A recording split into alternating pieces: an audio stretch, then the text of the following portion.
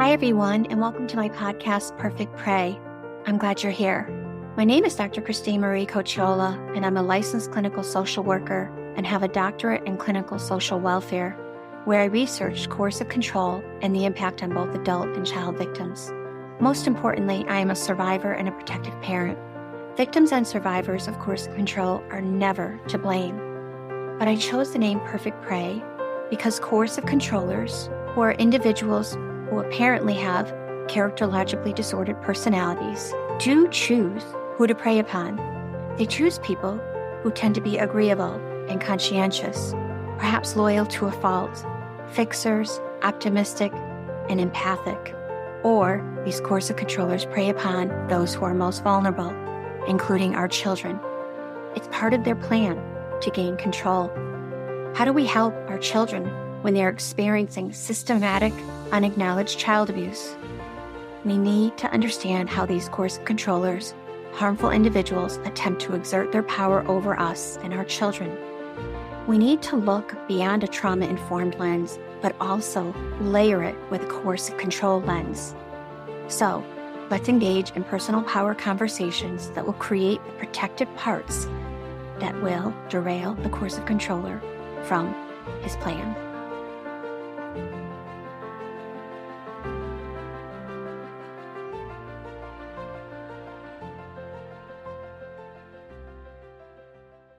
Hi, everyone. Welcome back to Perfect Prey. I am so glad you're here.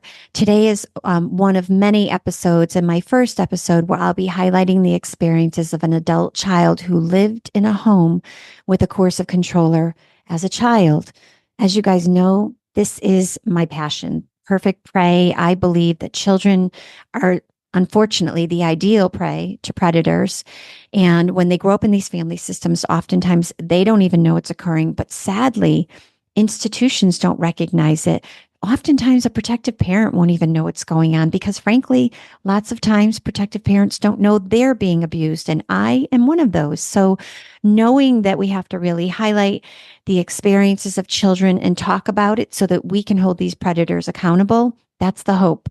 So I am here today with wonderful Caitlyn, who is here to tell us a little bit about her story. Welcome, Caitlyn. Thank you so much. Thank you for having me, and thank you for giving us kids a voice. Welcome. Thank you for being here again. So I'm going to start with the fact that for some children, it takes a really long time for them to recognize that they are even experiencing any form of abuse. Again, we don't talk about covert abuse as abusive. Yeah. And I think one of the things I know about you already, Caitlyn, is you described your dad as the fun dad when you were younger. And so oftentimes when these abusers are not showing up in a very overt abusive way, it can be even more confusing for the children and certainly for the protective parent. And so kids don't really know, like in their body, they can't sense what's right or wrong because, again, these abusers love to oppress the children and not really give them an opportunity to have autonomy and an ability to really be able to see things clearly. That's their goal. So when did you begin to notice the abusive behaviors? Absolutely. When reflecting on my childhood, there is a large sense of confusion. I remember not knowing who to trust and not knowing when the other foot would drop. Up to the point where I was 14, I didn't know necessarily that something was wrong, but I could feel that it wasn't correct. At 14, there was an incident in my home. My mom was the protective parent, and my father was the abuser. And I recall looking at her, there was an instance where he was telling her to do the dishes and stop complaining, and she just broke down crying, completely broken. So scary to see as a child. I didn't know what was happening, and my dad kept yelling at her, talking to her as she walked outside in the backyard to the tree in the backyard. And he kept following her and didn't know what was happening. And it was so stressful. But then something clicked in that moment. And I remember the exact moment. I remember the exact picture of her standing next to the tree and my brothers in the yard crying and my father there yelling. And I just realized he didn't do anything. I realized it was him yelling at her. And from that moment on, I knew something wasn't right. And I think if I recall correctly, you explained to me that so basically he's belittling her for not doing the dishes correctly or whatever. And you're having this moment where all of a sudden you're realizing, but wait, he never does the dishes or he never helps out in any way. He doesn't participate in any of this. And here he is putting her down for this one incident. And so all of a sudden, I call it like the dots connected for you all of the sudden, where you're like, wait a minute, something doesn't feel right. And it isn't right. Look at my mother. She was broken down. So you mentioned a little bit about didn't know which side, like you didn't know who to trust. And a lot of times what we talk about with children in these experiences is that there is a betrayal because they're not sure if their protective parent is actually trustworthy. And then they know this other abusive parent probably isn't trustworthy, but if they don't do what he says, then there's going to be retaliation, right? So can you tell us a little bit about how that manifested for you? What were your trauma responses, right? From living in a home where you didn't know who to trust and where you constantly are walking on eggshells. Absolutely. The trauma response I turned to was freeze when these instances happened. And I think many people can relate to that sense of fear that you feel that just courses through your body. It's hot and you freeze. And I couldn't speak during these instances. But not only then, this manifested in my interactions. It got to the point in 6th grade where I couldn't speak at all. And I had friends in 5th grade who I sat with at lunch in 6th grade. And after a few weeks, they all stood up and left me. I tried to follow them, but I couldn't. And from that point on, I was alone in the lunchroom, but in life. Luckily, I didn't have to suffer through that in 7th or 8th grade because I was taking university courses. But something I would like to note about these abuses is they isolate the children, and even in ways such as I have brothers and they play baseball, and my father would cause fights with the dads and even some of the kids on the team, and they would be completely isolated because, of course, no parent wants to invite a child of that situation into their home.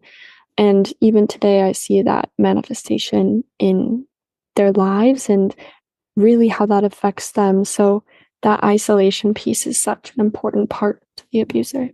Sure. So it sounds to me like baseball was really important to the abuser, right? And so whatever's important to the abuser, the kids have to do. And I think you were a swimmer, right? Yeah. And super important to your abuser, right? Yes, very important, but wasn't so important to me. I swam for 9 years, and in a period of 4 years, I swam 5 to 6 hours every day, Monday through Sunday. There was one practice, and this was one practice out of the entire year. I couldn't do it. I just felt so drained after school. There was just so much going on. I was 15 or 16, and I couldn't do it. So I came home instead. And I recall I walked up to my room, and my father saw me come home. He ran up the stairs very angry. He started yelling his classic phrases such as, "You can't do anything right, you never get the job done, you're so lazy, you don't understand how life works." And he did this for an hour, just belittling me for missing one swim practice. Bawling, I never felt so broken in my life, I think. And it was to the point where he said, "I won't have a child in my home who can't get the job done, so I'm giving your room to your brother, and you can sleep on the couch or somewhere, I don't know." And so for another 2 hours, I was begging him to forgive me for not going to practice, and I offered to go at that point, and he said, "No, it's already done. I'm giving room to your brother." It was such a horrible night. I couldn't sleep. And then the next morning, he said that he would give me the room and he would let me keep the room. Not directly. He just never forcibly took me out of the room after that. So I just remember such a sense of fear, and especially walking on eggshells, I didn't want to remind him that room wasn't mine anymore. And it was just such a scary place to be. I'm just thinking about your brother and how trapped he might have felt when he knew that he was supposed to take over your room, and that these abusers love to triangulate the children and triangulate everyone in the family system. And if your brother didn't cooperate and maybe take your room, even though he maybe didn't want to take your room from you, like how hard that was for him to experience. And you knowing that he has to take your room or there's going to be retaliation. These are the games that these abusers play, right? And here you were begging for 2 hours. And for my listeners, I want them all to hear. And if you're a child listening to this or young adult and you're still in a relationship with an abusive parent, remember that's exactly what the abuser wants.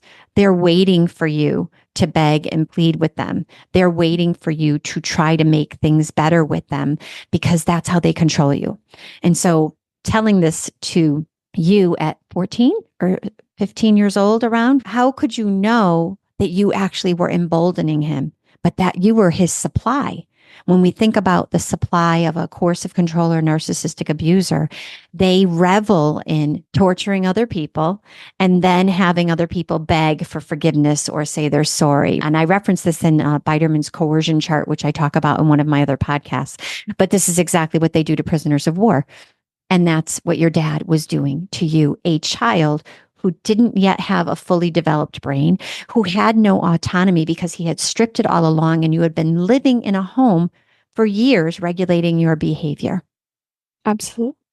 Yeah. It's just the fact that society doesn't recognize it as abuse is just the most, I think, disconcerting. Absolutely. Yeah.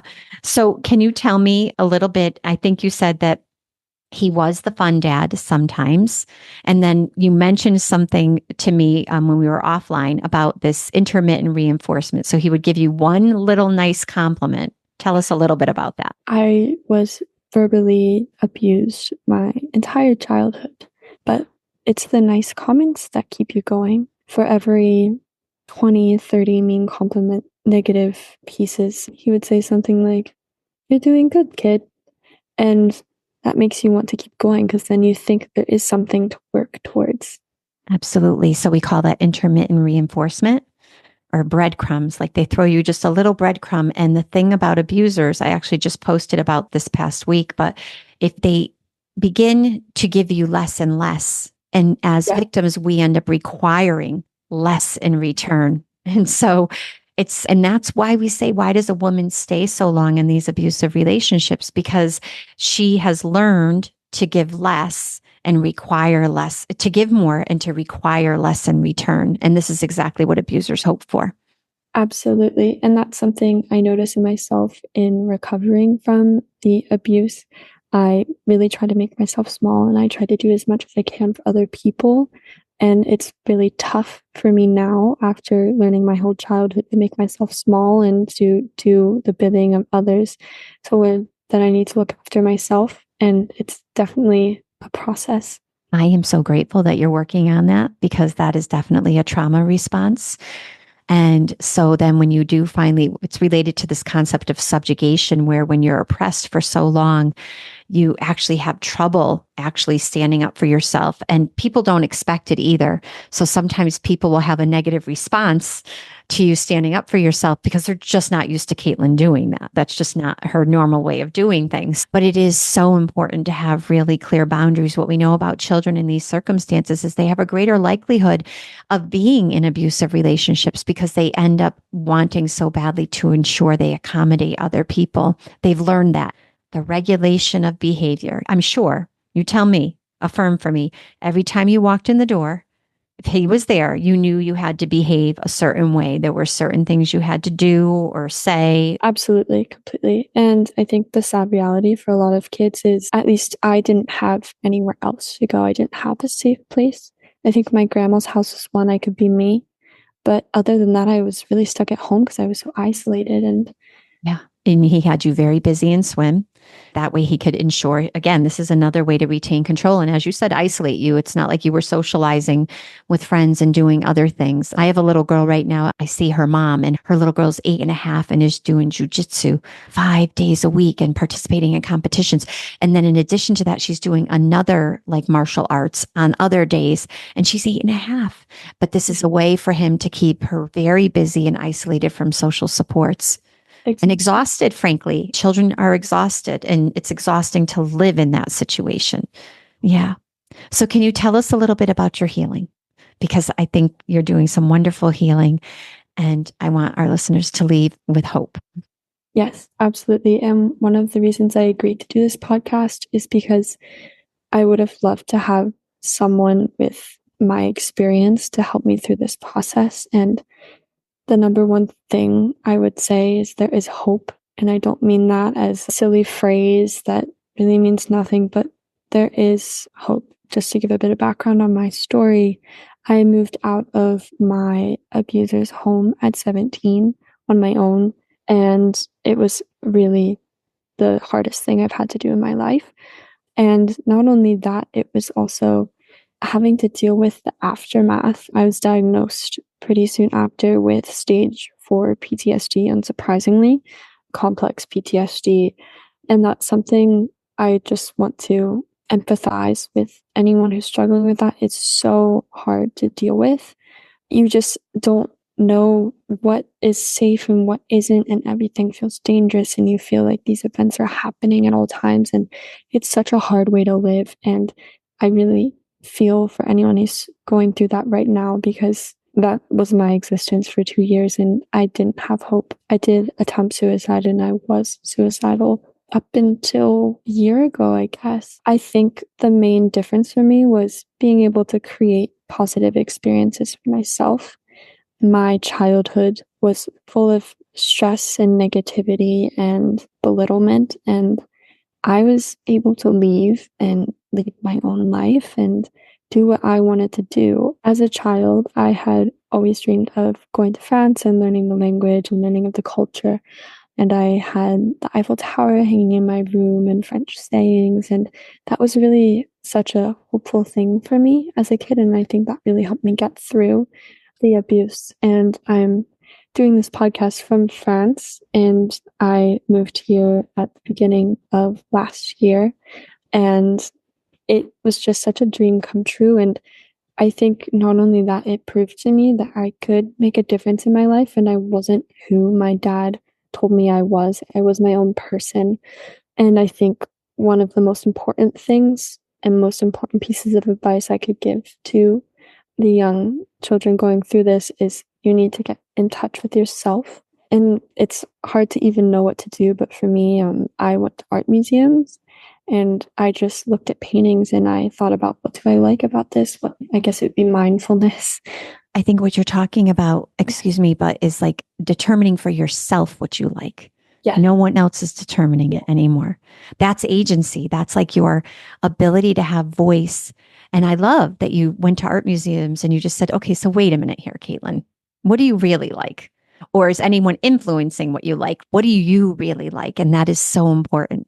Yeah. Yes. And my whole childhood, I swam, as I said, 6 hours a day. And I took college courses since my sophomore year of high school. So I was completely busy all the time. And in that move to France, I stopped school and I just took the time. I moved as a jeune fille au pair, an au pair, and I got the time to go to art museums and eat good food. And I had saved money my whole childhood for this dream, and I paid for it myself.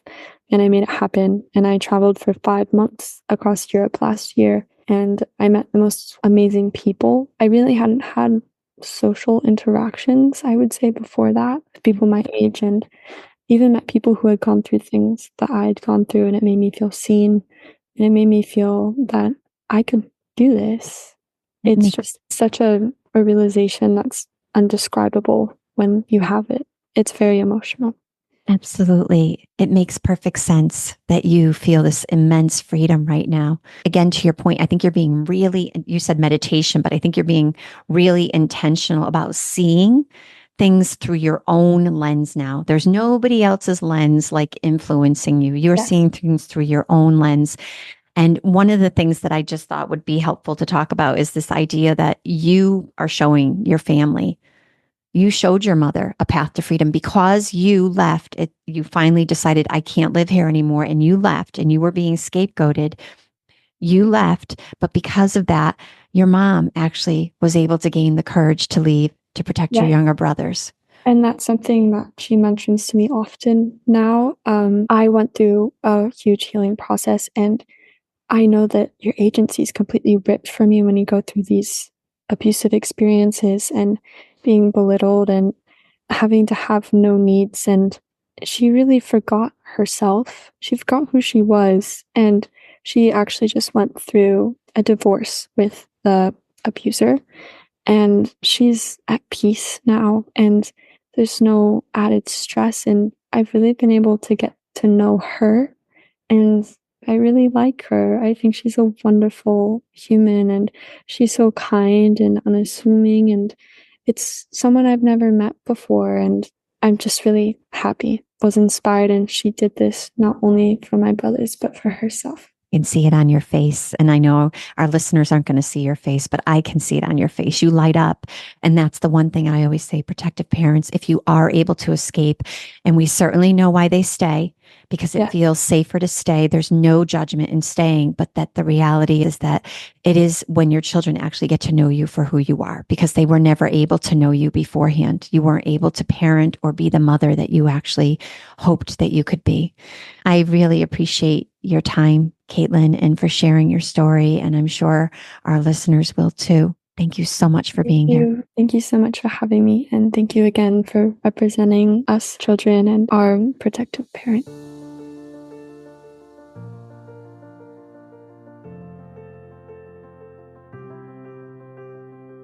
Thank you for listening to Perfect Prey. You can find the show on my website at iknowyourheart.com or coercivecontrolconsulting.com, or subscribe to the show wherever you find your podcasts. I'd love your feedback, and I'm always looking for ideas on how to continue to expose coercive control as the significant harm and child abuse that it is. The best way to support the show is to rate and review Perfect Prey on Apple Podcasts. It helps others to find us. Perfect Prey is written by me, Dr. Christine Cocciola, and with the help of my amazing assistant, Sheena Pastor. Thank you, and have a great day, everyone.